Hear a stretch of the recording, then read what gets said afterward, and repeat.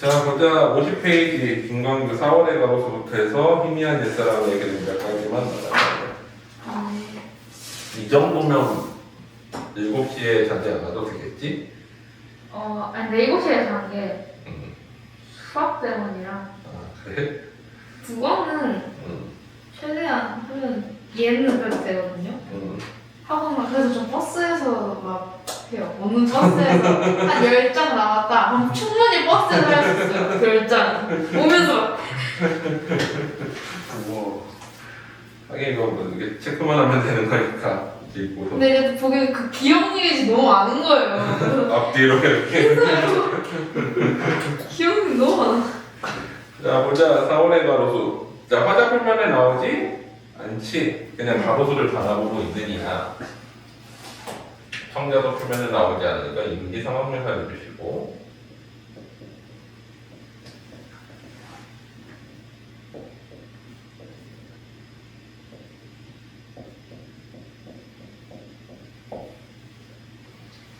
바라보는 대상은 가로수지.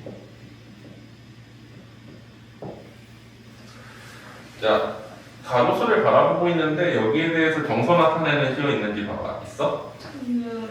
숨 막히게 답답하다. 숨 막히게 답답하다. 그 다음에 몸통으로 입이 돋는다. 그치, 울음을 터트릴 수 없어서 이거는 숨 막히게 답답하다는 거는 답답함이 나타나고 이 답답함은 부정적인 거지. 여기에서 어때? 울음을 터트릴 수 없어서 이거를 어떻게든 극복해내지. 그러면 가로수의 상황은 어때? 이 생명력을 보여주는 거지. 그래서 주제의식은 이제 그 고난과 시련 속에 고난과 시련을 극복하는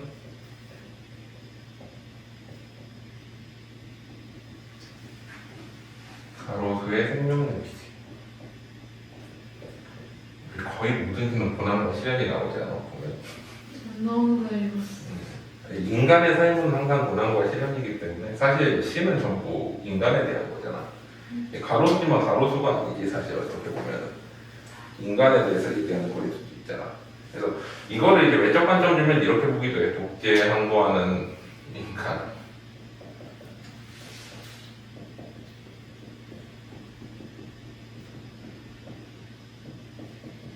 이렇게 보기도 해. 그래서 내용을 보면 머리는 이미 오래전에 잘렸다. 이게 위에 가지는 다 잘려버린 거지.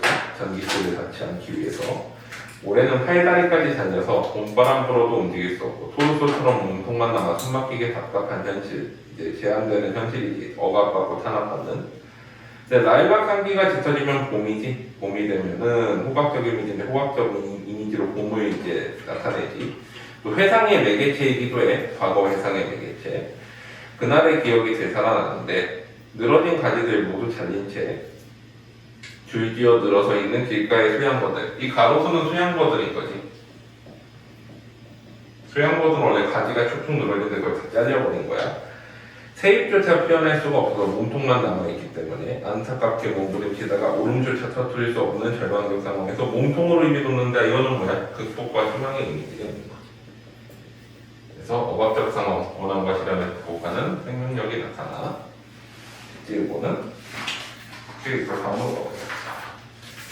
54페이지 달팽이의 사랑.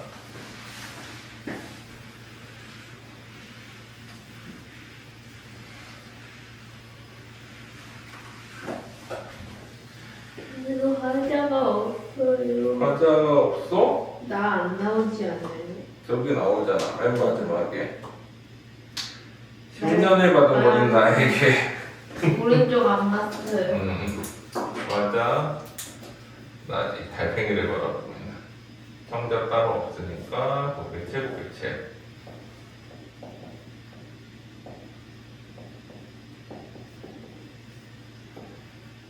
바라보는 대상은 달팽이지.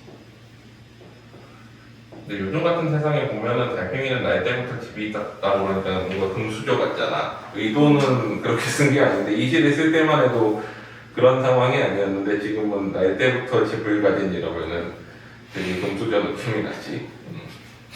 여기서 말하고자 하는 건 내가 공부절하는 게 아니라 이제 사랑을 위해서 뭔가 그만큼 되게 모든 것을 다 할 수 있는 그런 것들을 표현을 한 거지. 그러니까 나와 대비되지. 달팽이는 나와 대비되는데 나는 뭐야? 사랑보다는 뭐가 먼저라는 거야? 집이 먼저인데 달팽이는 어떻다는 거야? 사랑이 먼저다. 집을 먼저 가지고 있기 때문에. 근데 이거 금수저잖아 이렇게 하면은. 근데 하여튼 뭐 이 당시에는 금수저 이렇게 써놓으면 안 돼. 그러진 않아요. 자, 그래서 정서는 달팽이를 통해서 사실은 누굴 바라보는 거야? 이 대비를 지키기 때문에 자기 자신을 바라보는 거지. 그래서 성찰과 반성이 나타나지. 그래서 달팽이는 어떤 특성을 가지고 있어? 느리지만 어떤 그 사랑을 하는 것들이 되게 느리지만 뭔가 되게 뭐라고 해야 되나? 끊임없는? 뭐라고 해야 되지? 끈기? 이런 끈기 있는 사랑을 하고 있지. 그래서 나는 그러지 못하고 집을 사는데 이제 어때? 그 노력을 하기 때문에 주제는 주택청하고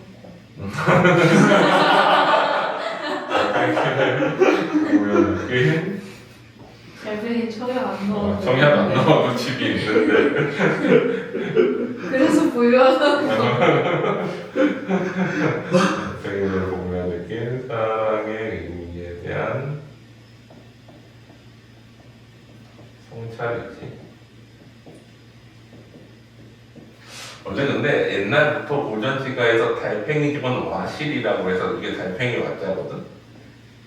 이러면 이제 달팽이 집은 작은 방, 작은 집을 의미해가지고 가난을 상징할 때 쓰기도 해. 나중에 고전시가에 때 많이 나와. 와실 같은 집 그래가지고. 물론 뭐 집이 있는 게 어디야. 잠시만. 자, 장독대 앞들 이끼 낀 시멘트 바닥에서 이건 뭐야? 되게 힘겨운 뭔가 그 일상적인 상황 혹은 되게 좀 이게 사랑을 나누기 좋지 않은 공간이지만 그와 상관없다라는 거지. 달팽이 두 마리 얼굴 비비고 있다. 요란한 천둥 번개 장대 같은 빗줄기를 뚫고 여기까지 오는데 얼마나 오래 걸렸을까. 이제 사랑을 이루기 위해서 되게 오랫동안 노력해왔다는 거지. 멀리서 그리움의 몸이 다 그들은 아마 뛰어왔을 것이다. 역설적이지. 뭔가 달팽이가 뛰어왔다라고 그러니까. 들리지 않는 서로 이름 서로 부르면 이것도 이제 역설적 표현이지. 움직이지 않는 속도로 이것도 역설적이지. 숨가쁘게 달려와 그들은 이제 몸을 맞대고 기나긴 사랑을 속상해서 여기까지가 이제 달팽이의 사랑에 대해서 부각을 시키지. 이 달팽이의 사랑을 부각시키면 부각시킬수록 어때 이거와 대비돼가지고 나의 모습이 더 성찰해야 되는 존재로 나타나는 거지. 그래서 짤막한 사랑 담아 돌 집 한 칸 마련하기 위해 담아를 집 한 칸 마련하기 위해서 10년을 받은 어린 나에게 나는 어때? 이게 집이 더 큰 문제였던 거지 사랑보다는. 나이 때부터 집을 가진 달팽이의 사랑은 얼마나 멀고 긴 것일까. 그만큼 이제 오래되고 끈기 있고 그렇게 가는 사랑이라는 거지. 그래서 이걸 더 부각하는 그런 시지. 자, 그 다음에 대장간의 유혹 한번 보자.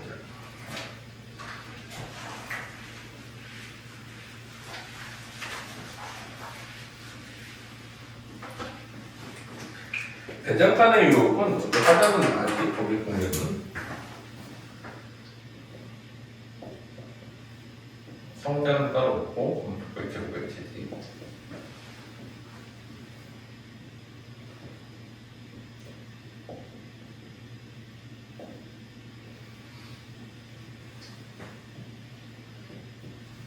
다른 대상은 거기 보면은 이제 두 가지로 나오는데 처음에 보면은 이제 뭐가 나와? 모쇠나 그리고 꼬부랑 호미가 나오지.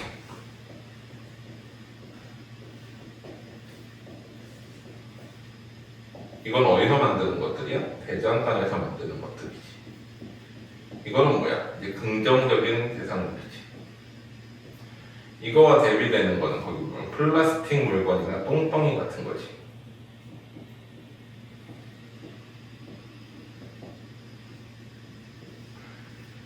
그리고 이 대장간과 대비되는 게 현대 아파트.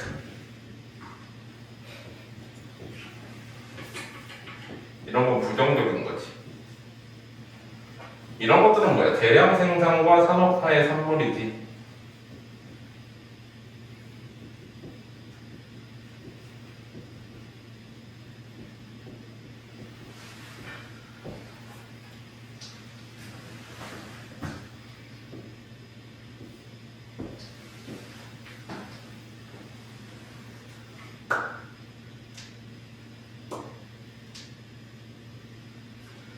그래서 여기 나타나는 정서는 뭐야? 이제 자기를 성찰하고 반성하지. 어떻게 돼? 무쇠낫이나 꼬부랑오미 같은 경우에는 장인이 한 땀 한 땀 만든 가치 있는 물건이고, 플라스틱 물건이나 똥덩이는 가치 없는 것인데, 내가 가치 없는 삶을 사는 것처럼 느껴질 때 나는 가치 있는 것이 되고 싶다라고 얘기를 하고 있는 거지. 그래서 주제는 가치 있는 삶을 살고자 하는 소망이 나타나지.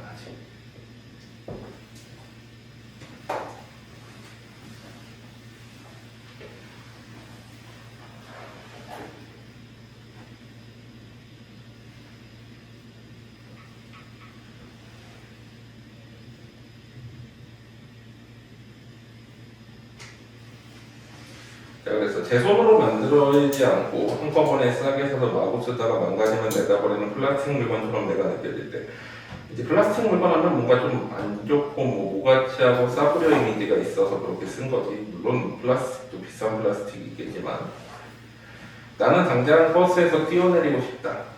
뭐 그걸 거부한다는 거지. 가치 없는 삶을 사는 건 거부하고 싶다. 현대 아파트가 들어서면서 이건 산업화가 되면서의 의미지. 산업화가 되면서 후운동 사거리에서 사라진 털보네 대장간에 찾아가고 있다. 털보네 대장간은 이제 가치 있는 물건을 만드는 곳이란 뜻이야. 풀무질로 이글거리는 불 속에 시옷새처럼 날이 달고 보고, 여기서 나라고 나왔잖아. 그러면 이 만들어지는 과정 자체가 나를 어떻게 하는 거야? 단련하는 거지. 고난과 시련 속에서 단련하고, 뭐를 위해서 별이고 숫돌의 카라, 시퍼런 무쇠나 가치 있는 어떤 그런 삶으로 바꾸고 싶은 거지. 자기의 삶을 땀을 흘려 두들겨 하나씩 만들어낸 꼬부랑 품위가 되어 소나무 자락에 송진을 흘리면서 대장 간격에 걸려있고 싶다. 또 가치 있는 삶을 살고 싶다라는 또 다른 표현이야. 지금까지 살아온 인생이 온통 부끄러워지고 직지사라는 절의 해우소, 화장실의 아득한 나락으로 떨어져 내리는 똥덩이처럼 내가 느껴질 때 나는 가던 길을 멈추고 문득 어딘가에 걸려있고 싶다. 이거는 뭐야? 이제 그 가치 있는 삶을 살고 싶다라고 얘기를 하고 있는 거지. 자, 그 다음에 여기로 가보자.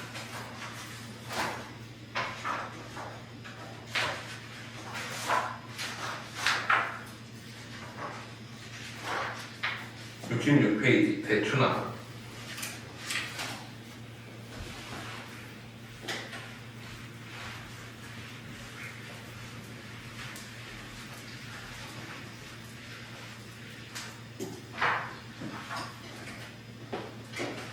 대추나무는 이것도 이제 대추나무 자체를 표현하는 건 아니겠지. 대추나무와 같은 삶을 예찬하는 거지. 대추나무를 예찬하는 거지만 동시에 거기에 보면은 화자 표면에 나오지 않지. 그냥 대추나무를 바라보는 게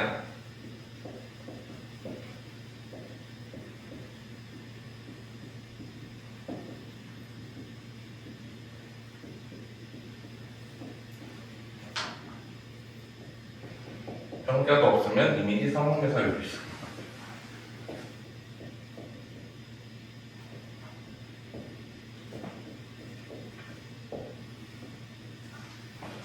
바라보는 대상은 대추나무인데 이 대추나무는 이제 거기 보면 속성이 나오지. 바위가 그럴 수 있을까? 쇠나 이 사람은 되게 이제 바위나 쇠, 플라스틱을 되게 싫어하는 사람인 것 같아. 맨날 이제 나쁜 거에다가 이제 그런 걸 갖다 넣지. 바위나 쇠나 플라스틱은 그럴 수 없어. 그럼 뭐가 되는 거야? 대추나무만 좋다라는 거지. 수많은 손과 수많은 팔 모두 높다랗게 시켜든지 아무것도 가진 것 없이 빈 마음 벌거벗은 몸으로. 이거는 뭐야? 대추나무는 무욕, 욕심이 없다는 거지. 뭐 실제로는 무욕한 삶을 촉구해야 된다라고 얘기하고 있는 거야. 대추나무가 욕심이 없겠어? 욕심이 있을 수도 있지. 아니면 그런 뭐 식물이라는 게 없을 수도 있지만 빈 마음 벌거벗은 몸으로 벽온의 하늘을 향해 꼼짝 않고 서 있을 수 있을까 인내하는 모습이 나타나지. 남관이라면 정말 무엇이 그럴 수 있을까? 겨울이 지쳐서 피해간 뒤 온 세상 새싹과 꽃망울이 다퉈 울긋불긋 돋아날 때에도 이거는 봄은 이제 봄이 되면 막 돋아나는데 대추나무는 상대적으로 늦게 꽃이랑 피펴. 그래서 이제 그걸 표현한 거지. 변함없이 그대로 서 있잖아. 이거는 어때? 자기 주체적인 삶을 사는 거지. 주변에 휩쓸리지 않고. 그러다가 초여름이 되어서 갑자기 생각난 듯 윤이 나는 연록색 이파리들을 돋아내고 벌보다 작은 꽃들 무수히 피어내고 안갱스러운 열매들 가을에 빨갛게 익어서 돌아가신 조상들의 제사상에 올리고 이건 뭐야? 헌신이지. 올리고 늙어서 병든 몸 낫게 할 수 있을까? 대추나무가 아니라면 정말 무엇이 그럴 수 있을까? 이거는 뭐야? 이타적이고 그 다음에 또 뭐라고 그래야 돼? 어떤 인고의 삶이지. 고통을 인내야. 사실 대추나무를 예찬하고 있지만 이거는 뭐를 예찬하고 있는 거야? 그런 삶을 예찬하고 있는 거지. 그래서 이타적이고 인고하는 대추나무와 같은 삶에 대한 예찬이지.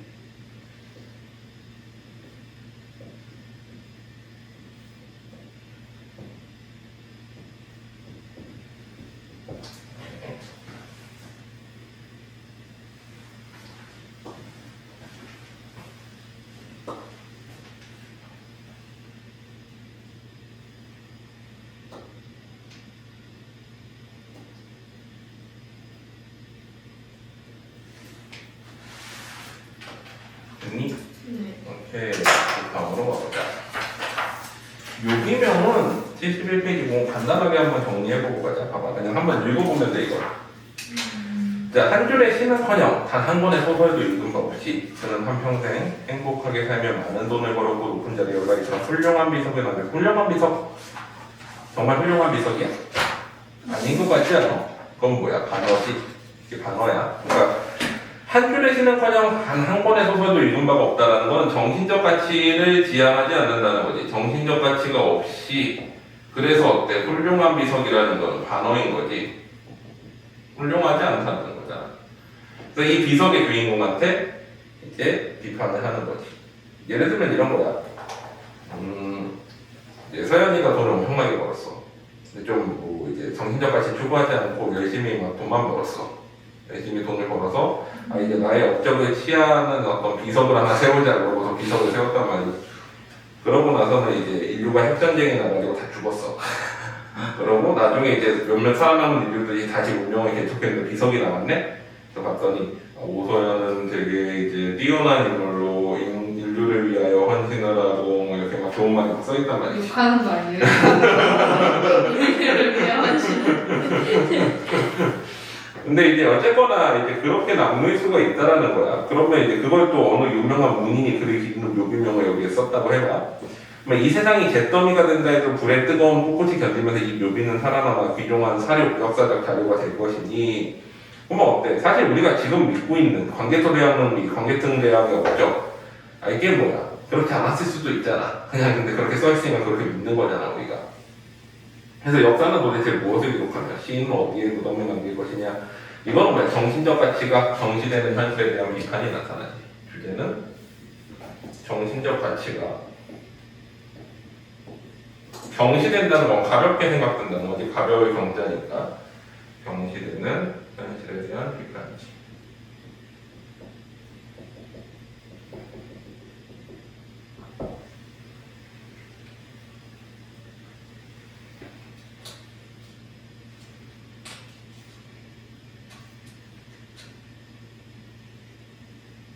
됐니? 오케이, 그 뒤로 가보자.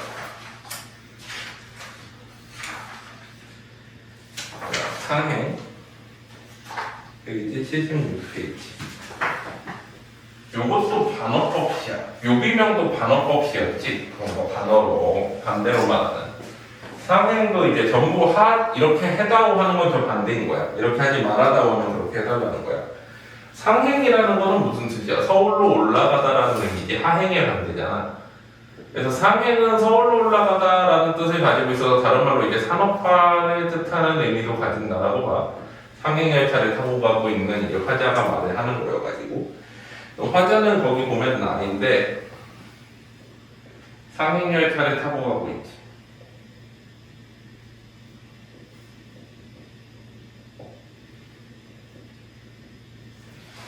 성자는 거기 너라고 나와. 그래서 이거는 이제 대화체가 되는데 사실 이 너는 화자 자신일 수도 있어. 자기 자신한테 말하는 거일 수도 있어.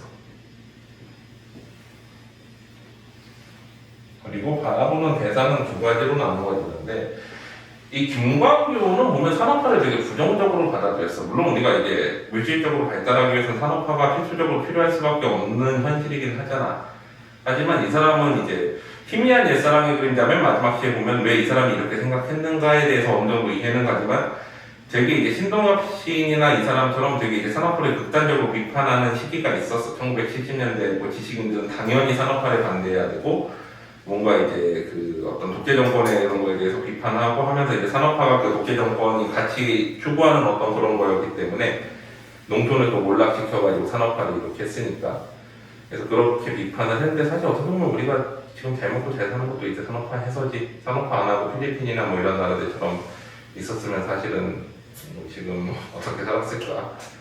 그러긴 한데 뭐 당시 지식인들은 어쩔 수 없이 그렇게 비판을 했으니까. 그래서 여기서도 보면은 산업화에 대한 비판들이 나오는데 보면 뭐 고속도로를 달려가는 자동차가 얼마나 경쾌하냐 그러면 이거는 잘못된 거야 라고 말하고 있는 거잖아. 근데 지금 다 고속도로를 이용하면서 잘 살고 있지. 콜라나 맥주 마시면서 사는 거 아니 나쁘지 않잖아. 그렇게 마실 수 있지. 근데 그게 문제가 된다라고 계속 하니까 우리가 뭔가 되게 잘못되게 살아가는 것 같지만 이때는 또 그게 비판하는 게 그 당시 사람들 지식인으로서는 당연히 해야 된다고 생각했던 거고 지금 와서 생각해보면은 사실 또 다양한 그 그런 것들이 있는데 생각이 당시만 해도 이제 막 고속도로 만들 때 가서 들어놓고 이거 하면 안 된다, 환경 파괴된다, 막 그런 경우도 좀 많았어.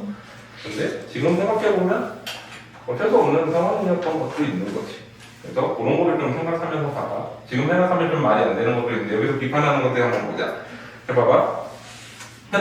가을연기 자욱한 저녁 들판으로 상행열차를 타고 평택을 지나갈 때 흔들리는 차창에서 노는 문득 낯선 얼굴을 발견할지도 모른다. 낯선 얼굴이네. 근데 이게 긍정이야 부정이야 보면은 그것이 너의 모습이라고 생각하지 말아다오 라는 건 뭐야? 그것이 너의 모습이라고 생각해라라는 거지. 반대로 말하고 있으니까. 그러면 낯선 얼굴은 뭐야? 긍정적인 거지. 이건 긍정이야. 그럼 이거와 대비되는 게 거기 뭐라고 나와? 오징어를 씹으면 하트판을 버리는. 이건 좀 부정적인 것 같잖아. 뭔가 낯익은 얼굴. 이건 부정인 거지.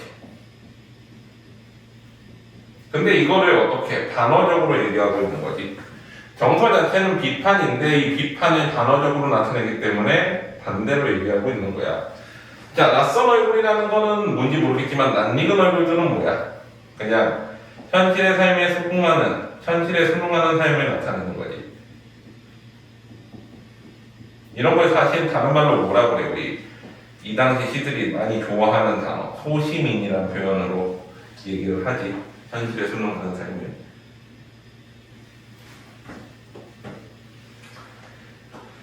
자, 그리고 또 보면은 황혼 속에서 고함치는 원색의 지붕들과 잠자리처럼 화들거리는 TV 안테나들, 흥미있는 주간지를 보며 고개를 끄덕이더라고. 자, 봐봐. 황혼 속에 고함치는 원색의 지붕들은 뭐의 결과야? 산업화의 결과지. 지붕 개량 사업하면서 이제 초과지붕 다 갈아엎고 이제 근대화 시킨다고 하면서 전부 이제 그 지붕들을 씌웠잖아.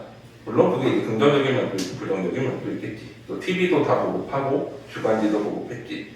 그러면 이거는 뭐야? 이제 근대화, 이거와 같이 따라오는 게 근대화이지. 근대화, 산업화된 농촌의 모습을 보면서 그거를 비판하고 있는 거야. 왜 비판하고 있는 거야? 농약으로 질식한 풀벌레 오름, 환경 파괴라던가. 그러면 이 환경 파괴에 대해서 어떻게 하는 거야? 환경 파괴를 비난하는 목소리를 내야 되는 거고, 그 다음에 심야 방송이 잠든 뒤의 전파 소리. 이거는 현 정부의 대해서 비판하는 그런 목소리를 내야 된다. 그런 목소리를 내는 것이 들어야 된다라고 얘기하고 있는 거지. 듣기 힘든 소리에 귀 기울이지 말아라. 그럼 그걸 들어달라는 거지 실제로는. 자, 그 다음에 확성기마다 들려오는 힘찬 노래소리와 고속도로를 달려가는 자동차 소리는 얼마나 경쾌하냐. 이거 근대화로 인해가지고 이제 만들어진 것들인데 그것도 비판하고 있는 거야. 예로부터 인생은 여행에 비유되었으니 맥주나 콜라를 마시며 이거는 뭐야? 삶에 대한 진지한 태도 없이 이제 삶을 즐기는 태도지. 근데 이런 거는 하면 안 되고 우리는 이런 거를 진지하게 생각해야 된다라고 얘기하고 있는 거지. 그리고 되도록 생각을 하지 말아다오. 놀라울 때는 다만 라고 말해다오. 근데 이건 뭐야? 생각해달라는 거지.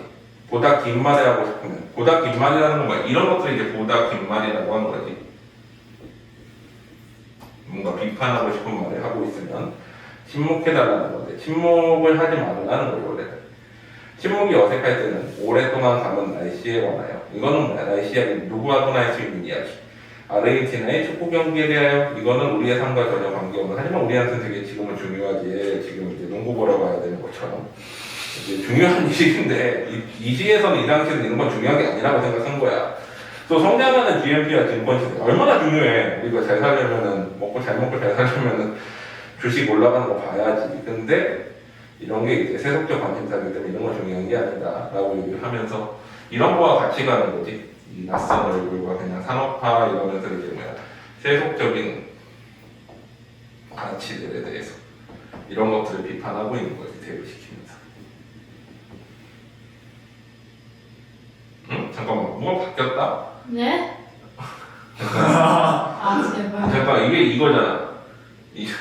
요것만 봤어. 이렇게 낯선 얼굴이 이리로 가야 되지. 낯익은 얼굴이 이리로 가야 되지. 내용이 완전 이것만 이렇게 바꿔놔 화살표로. 쓰고 보니까 뭔가 이상해.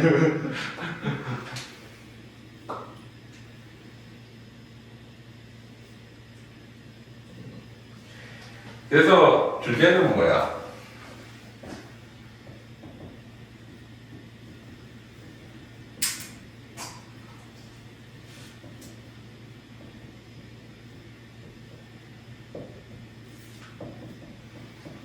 산업화된 현실에 대한 비판과 그 다음에 어떤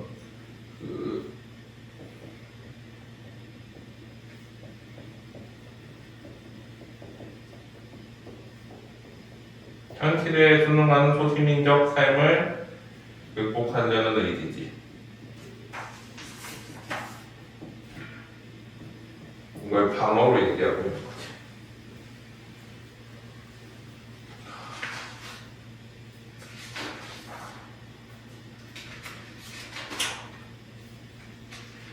됐니? 네. 괜찮아? 아 예. 좀 쉬었다가 줬다가 그래. 나와. 바로 하나 똑같아? 네. 86, 87, 그 다음에 희미한 옛사람들의 인자까지 하면 끝나. 세 작품. 3개 하는데. 세 개만 해보자. 자, 86페이지 서울권. 서울권은 뭐에 대한 내용일까?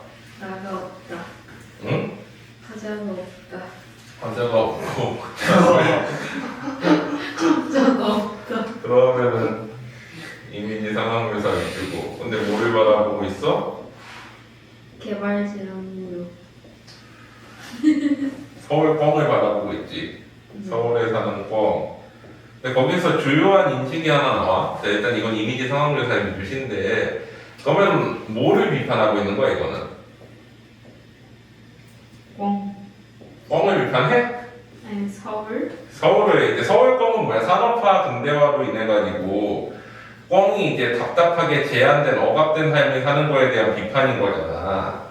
그러면 환경 파괴에 대한 비판이 끝인가? 아니요. 이 서울권이랑 동일시하는 대상이 뭐야? 맨 마지막에 보면 갇혀버린 거. 아니 맨 마지막에서 세 번째 줄 봐봐. 서울시. 그래 그러면 이거 뭐만 하고 있는 거야? 서울권에 대해서 얘기하고 있는 것 같지만 사실은 이거잖아. 산업화된 도시에서 깝깝하게 살아가는 순간 뇌에서는 서울시민이라고 말을 줄 알았나? 깝깝하게 살아가는 도시민들에 대한 연민이지. 입력한 대로 안 나오는데. 출력이 고장났네. 큰일 났다. 그래서 자꾸 출력이 안 돼요. 아, 그래? 쳤다해, 저기 쳤다 해. 원래 분명 여기를 읽고 있는데 밑에 걸 쓰고 있고 지금 쳤다 해. 언제 가려고 내일 1시에 왔다며요. 6시 좀 넘어서까지 기다리면 피자를 먹고 갈 수 있을 거야. 숙제하고 가겠습니다. 아 이거 어쩔 수 없다. 어쩔 수 없는 게 아니라 음식이 맛없어서 결국에는 안 끝나고. 선생님 6시까지 남으면 뭐 할 수 있어요? 피자 우리 저녁 먹을 건데 같이 먹자. 두 판 시킬게. 오! 얘기를 해놔야지. 잠깐만. 저 엄마한테 전화해볼게요. 그래? 알았어. 그냥 카톡 하나 남겨도 되는 거예요. 좀 싫어야 돼 좀. 아, 전화로. 아 다리 힘이 풀린다. 얼마나 힘들었을까. 하긴 6시간이면.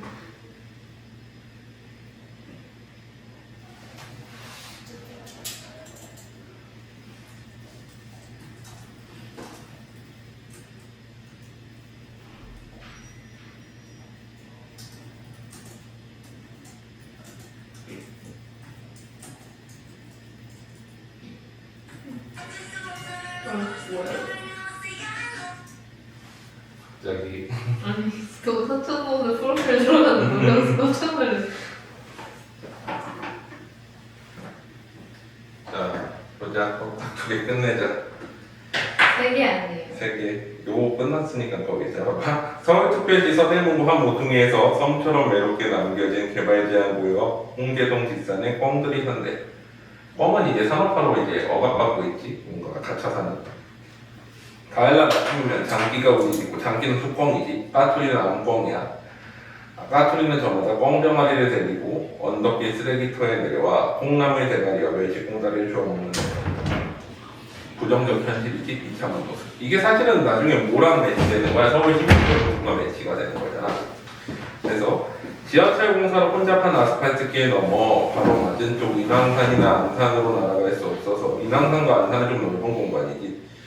이 삭막한 돌산에 갇혀버린 꿩들은 서울 시민들처럼, 그래서 여기서 꿩을 말하고 있다 갑자기 물로 바뀌어 서울 시민으로 가면서 서울 시민들이 이제 깝깝하게 살아가는 모습을 이제 표현을 한 거지.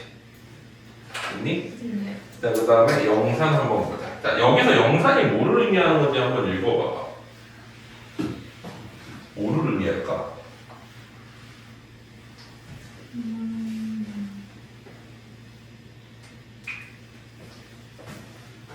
일단 화살은 나와. 정자는 없으니까 또 펼치고. 그리워하는 대상. 어느 시절에 그리워하는 대상이야? 옛날에. 어린 시절이지. 자, 어린 시절에 그리워했는데 지금은 어떻게 돼? 없어요. 상실했지. 자, 그럼 묻겠어. 자, 영사는 어린 시절에 그리워했어. 이런 거 나오면 대부분 뭐라고 생각하면 돼? 어린 시절 그리워했어. 근데 지금은 상실했지. 그러면 이건 뭐야? 그냥 회상한 거. 꿈, 이상, CS는 다 이렇게 나오잖아. 아, 자, 어린 시절에 그리워했는데 지금은 나중에 막 박목어이시 막 이런 거 봐도 신발이라는 시도 있거든. 거기 보면 뭐라고 하면 난 어렸을 적에 아버지가 사준 신발 하나를 이제 물가에서 놀다가 잊어버렸는데 그 신발은 이제 나를 떠나가지고 전 세계를 바다를 떠돌아다니면서 이제 전 세계를 돌고 있을 것이다. 그 뒤로 나는 새로 신발을 사서 신었는데 그거는 옛날 어렸을 적에 대용품에 지나지 않고 지금도 대용품 신발을 신고 있다라고 시를 썼어. 그럼 그건 뭐야? 어린 시절에 꿈과 이상이야. 그 꿈과 이상은 뭐야? 전 세계를 돌아다니면서 돌아다니고 싶었던 건데 지금은 현실에 수능하면서 대용품 신발을 그런 것들은 다 꿈 이상이야. 이해돼? 뭔가 어린 시절에 그리워하거나 내가 추구했는데 지금은 상실한 거. 맞지? 그러면 정서는 뭐야? 안타까움, 그리움, 안타까움이겠지 당연히. 자, 그리움, 안타까움. 그러면 뭐겠어? 어린 시절, 지금은 상실한 어린 시절에 대한, 어린 시절의 꿈에 대한 안타까움이겠지.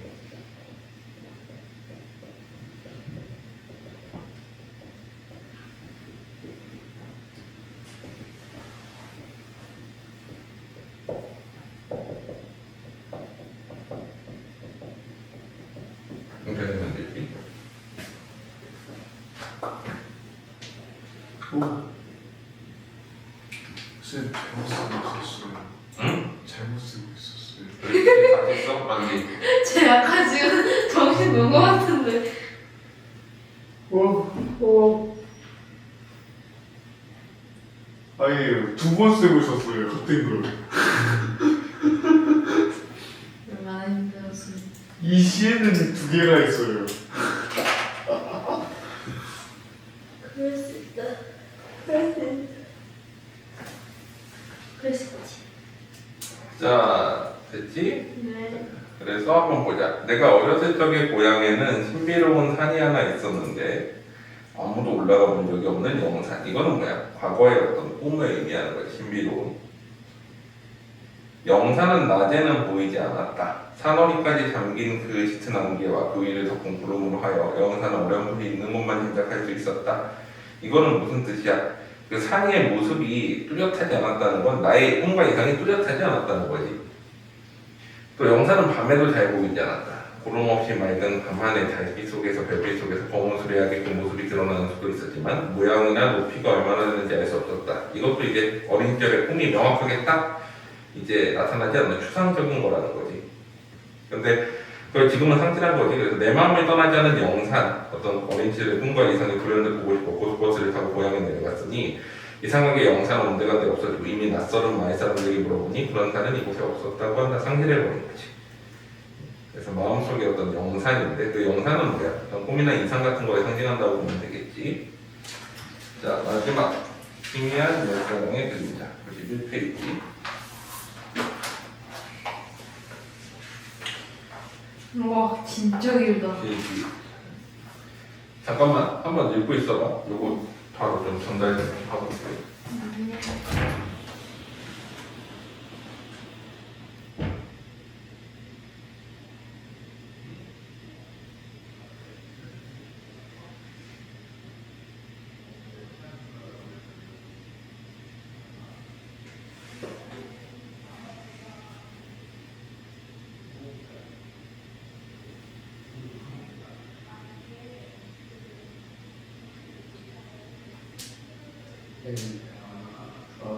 오.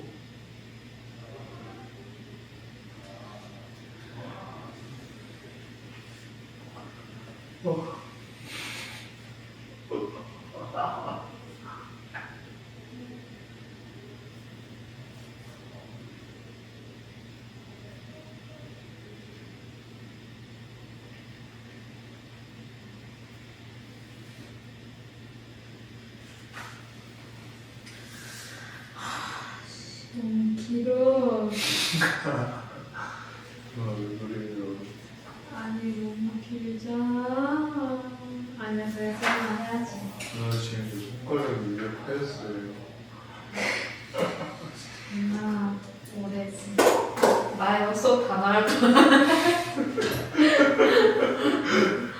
이렇게까지 오래.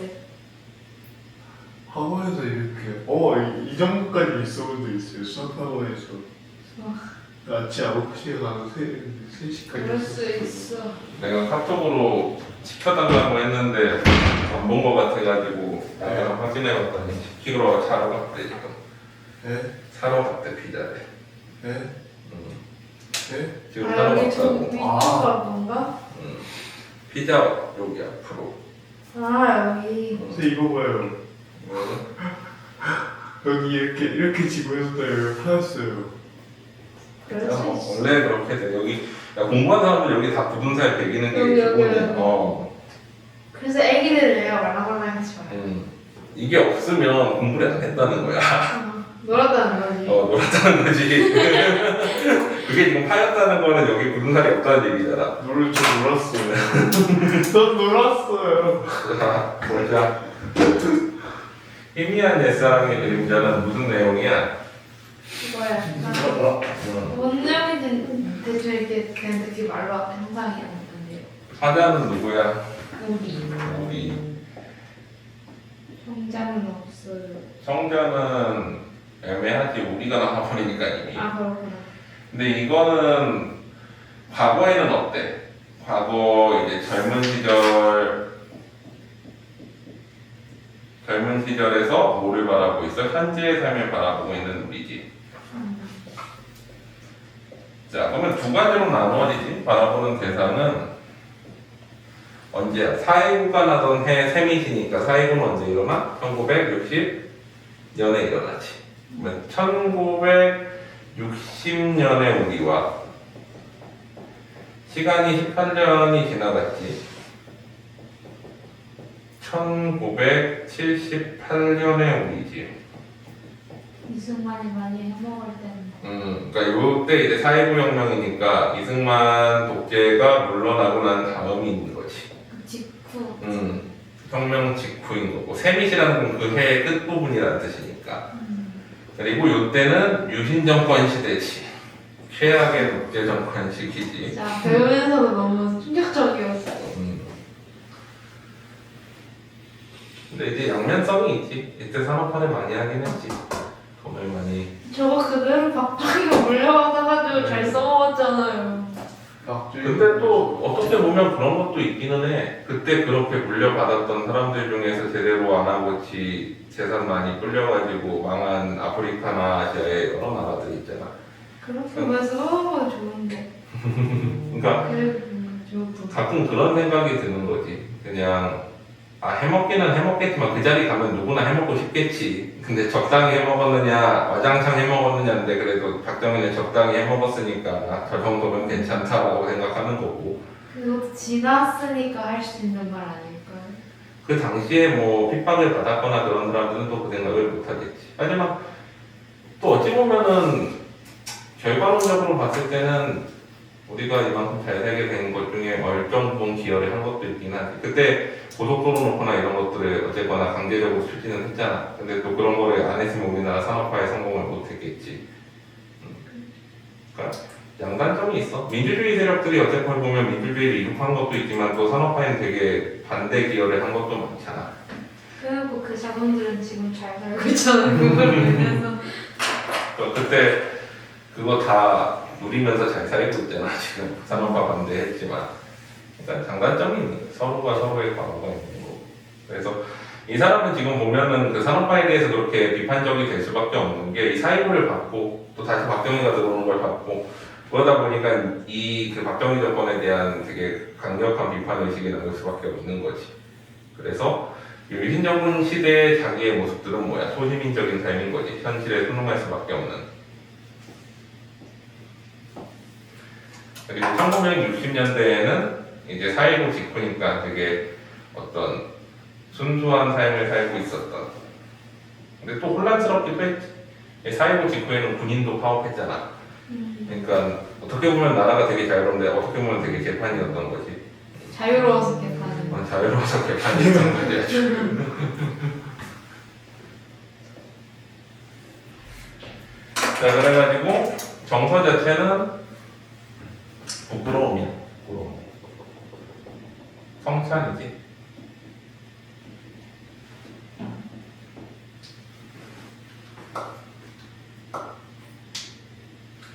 그래서 주제의식은 젊은 시절에 순수했던 삶에 대한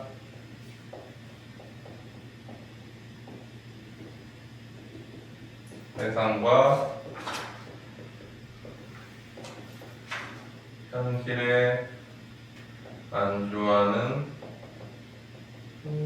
소시민적 삶에 대한 부끄러움이지. 이렇게 됐지?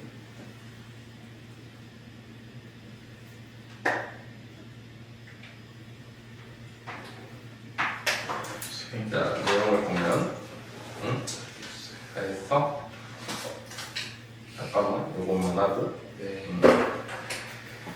4.19가 나던 해 끝부분에 우리는 오후 5시에 만나 반갑게 악수를 하고 불도 없이 차가운 방에 앉아 하얀 입김을 뿜으며 열띤 토론을 벌였다. 어리석게도라고 자기 스스로 표현하지 우리는 무엇인가를 정치와 관련없는 전혀 관계없는 무엇인가를 위해 살자는 것. 그때는 이제 젊으니까 순수함을 추구하고 우리는 언젠가 타락하지 않을 것이다 라고 항상 믿고 있었다는 거지. 순수한 삶을 추구했던 때인데 결론 없는 모임을 끝낸 밤. 결론 없는 모임이라는 건 뭐야? 뭔가 세상을 바꾸고 싶지만 실질적이지 않은 토론들을 했던 그런 밤 해화동 로터리에서 대포를 마시면서 대포를 마시는 건 이제 가난했던 시절이지 이제 좋지 않은 술이니까 나중에 보면 이제 그와 대비되는 되게 비싼 안주와 술을 마시는 게 나와. 사랑과 아르바이트와 병역 문제 때문에 우리는 때묻지 않은 고민을 했고 아무도 귀 기울이지 않는 노래를 누구도 흉내낼 수 없는 노래를 저마다 무청껏 불렀다. 이건 이제 순수했던 시절이 뭐고 노래는 뭐야? 그 순수했던 이상을 추구하는 모습인 거지. 근데 돈을 받지 않고 부르는 노래는 겨울밤 하늘로 올라가 별똥별이 되어 떨어졌다. 이건 뭐야? 그 순수함이 언젠가는 사라질 것이라는 걸 암시하는 거지. 떨어졌다라고 표현했으니까. 그래서 이 시절에는 순수하게 노래를 불렀는데 이제 시간이 흘렀어. 그래서 현실에 순응하는 삶을 살아가는 사람들이 되어버린 거지. 그로부터 18년 후 1978년이 유신정권 말기 독재가 한창 최고조에 이르렀던 때지. 우리는 모두 무엇인가가 되어 기성세대가 된 거지. 소시민이 혁명이 두려운 기성세대가 되어 넥타이를 메고 현실에 안주하는 삶을 이제 표현했다라고 해. 목이 매여 있는 거니까 회비를 10,000원씩 걷고 현실에 순응하는 모습이지. 처자식들의 안보를 나누고 월급이 얼마인가를 소문 물었다. 사실 우리가 처자식들이 생기면 그때부터 혁명에 가담할 수 없어. 왜 그러냐면 자식들을 모두 살려야 되는 어떤 책임이 생기는 거잖아. 뭐 젊었을 때는 그게 이제 어느 정도 자유로우니까. 그래서 치솟는 물가를 걱정하고 즐겁게 세상을 개탄하고. 왜 즐겁게 개탄했을까? 어쨌거나 먹고 살만해지긴 했거든. 산업화가 되면서 먹고 사는 문제는 해결됐지만 정치적인 문제는 암울한 거지. 그래서 익숙하게 목소리를 낮춰 혹시 잘못하면 잡혀갈까봐 떠도는 이야기를 주고받았다. 모두가 살기 위해 살고 있었다. 이제는 노래를 부르지 않았다. 이거는 뭐야? 현실의 삶에 순응하면서 살고 있었다는 거지. 더 이상 이상을 추구하지 않는 거야. 적지 않은 술과 비싼 안주를 남긴 채 이제 어때? 대비됐지. 대포를 마셨던 것과 부유해졌어. 우리는 달라진 전화번호를 잡고 헤어졌다. 멸시선은 포커를 하러 가고 멸시선 춤을 추러 가고 유흥을 즐기러 간 사람들도 있는 거지. 멸시선은 동승동길을 걸었대. 동승동길은 이제 옛날에 같이 이제 4.19 때 술을 마시던 그 길이 있지. 돌던 말은 달력을 소중하게 옆에 끼고 이건 시간의 흐름에 순응하는 모습이라고 해. 시간의 흐름에 순응하면서 오랜 방황 끝에서 이뤄온 것. 우리의 옛사랑은 뭐겠어? 젊은 시절의 순수함이지. 그 순수함이 피 흘린 곳에서 낯선 건물들은 수상하게 들어서 있고 플라토너스 가로수들이 여전히 제자리에 서서 아직도 남아있는 몇 개의 말을 입혀 흔들며 우리의 고개를 떨구게 했다. 플라토너스 가로수들은 그대로 있는데 사실은 그 플라토너스 가로수들은 정말 가로수는 아니지. 성찰의 매개체인 거지. 결국에는 이거는 뭐야? 자신들의 마음속에 남아있던 양심이나 순수함인 거지. 그 남아있던 순수함들이 우리를 부끄럽게 한 거야. 부끄럽지 않은가 부끄럽지 않은가. 근데 바람에 속삭이고 뒷전으로 흘리면 왜 그래? 하지만 그 부끄러움을 느껴서 우리가 혁명을 해버리다가 죽어버리면 우리 가족은 누가 책임져? 이렇게 될 수밖에 없는 세대가 되는 거지. 기성세대라는 거는. 그래서 그런 것들이 뒷전으로 흘릴 수밖에 없지. 우리는 짐짓 중년의 건강을 얘기하고 또 한 발짝 깊숙이 늪이라는 현실의 굴레지. 현실의 굴레로 발을 옮겼다. 그래서 삶을 어쩔 수 없이 살아갈 수밖에 없는 거지. 현실에 순응하면서 그거를 이제 혁명을 일으킬 수 있는 젊은 세대에서 현실에 순응한 세대로 돌아온 것에 대한 들어온 것에 대한 부끄러움이 나타나는 시야. 이해되니? 오케이. 그래서 오늘은 여기까지 하자.